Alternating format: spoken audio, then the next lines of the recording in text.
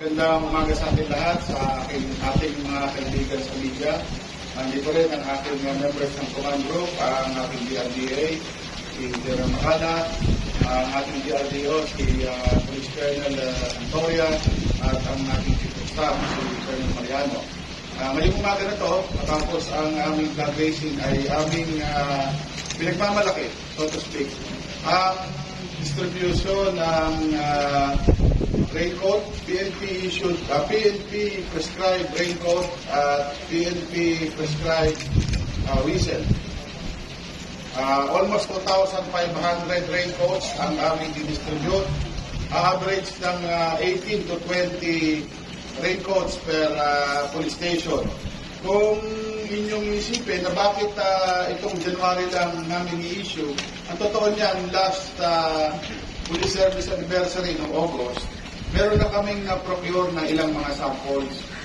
Sa kadahilan lang na mahigit almost 2,500, medyo nihirapan yung supplier na i-produce yung ganong kadami. Nevertheless, sabihin natin timely pa naman din dahil nag-uulan pa naman din. At nakakaawa kasi ang ating mga pulis na nagtatrabaho sa labas, kapag umuulan ay yung iba walang raincoat, yung iba kanya-kanyang raincoat na mga civilian type.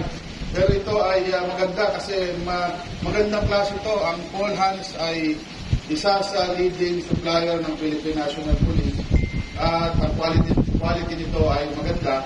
Isa pa, ito ay reflectorized. So kahit gabi, pag nag-re-render ng traffic control ang ating kapulisan, ay madali siyang makikita ng mga motorista. On the other hand, meron din kami didistribute na 2,000 pieces na whistle. Ito ay isang non-lethal weapon. Kumbaga ay magagamit ito ng pulis kapag merong lalaban sa kanya o siya ay aatakihin ng kalaban. Magbibigay itong warning na hindi kaagad, mag-warn ng police na itigil ng suspect ang kanyang ginagawa. For example, ang suspect ay mananaksak ng ibang tao. So, pwedeng bigyan ng warning ng police. At hindi lang dapat baril kaagad yung gagamitin eh. So, may mga non-lethal weapon na pwedeng gamitin ng kapulisan. Ano pa? For example, may hinahabol na magnanakaw ang pulis. So, pwede niyang gamitin ng silbato para mabigyan ng warning yung mga tao o yung ibang law enforcement personnel na malapit na magiging aware sila na ang pulis ay may hinahabol. So, itong mga equipment na to ay ang iba dito ay galing sa TR funds ng Camp Crame at ang iba ay galing sa police equipment funds na binibigay sa amin.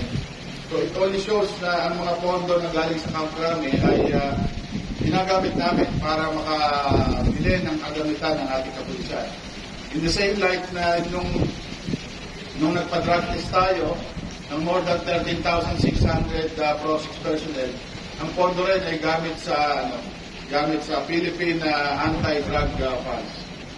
So, sa mga susunod na araw at susunod na buwan, ay makikita nyo na ang ating kapulisan na nagtatrabaho sa kalsada, pag umuulan ay ang karamihan sa kanila ay nakasuot ng raincoat at karamihan sa kanila din ay mayroong silbato na pwede nilang magamit instead na baril kaagad ang gagamitin.